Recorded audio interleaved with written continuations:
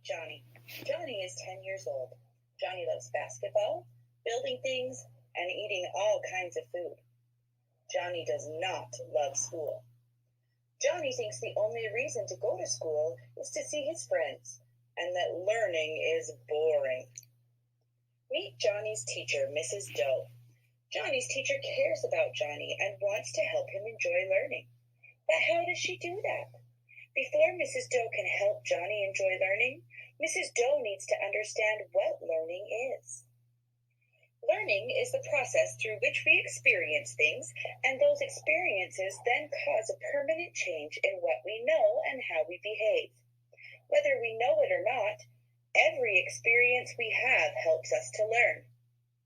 Mrs. Doe understands this and strives to create experiences in her classroom that are engaging for her students and help to encourage them to develop a growth mindset.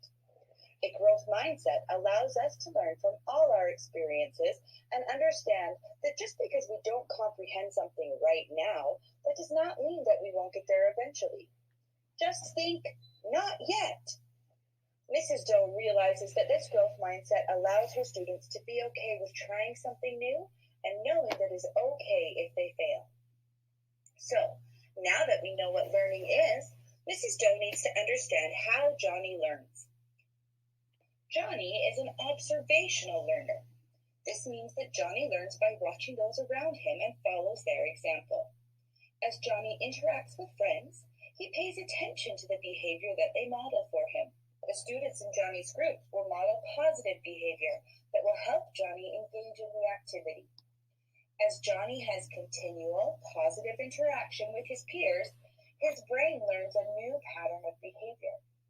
The more positive behavior Johnny has modeled for him, the more likely it is that he will retain his new skill.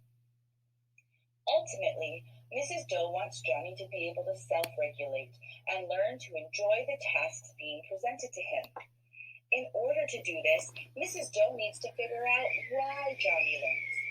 Mrs. Doe needs to find out what really motivates Johnny and how to keep him interested in school. Although Mrs. Doe's goal is to have Johnny be self-motivated, she knows that initially his motivation will have to come from more external forces in order for Johnny to feel the effects. So, what should Mrs. Doe try?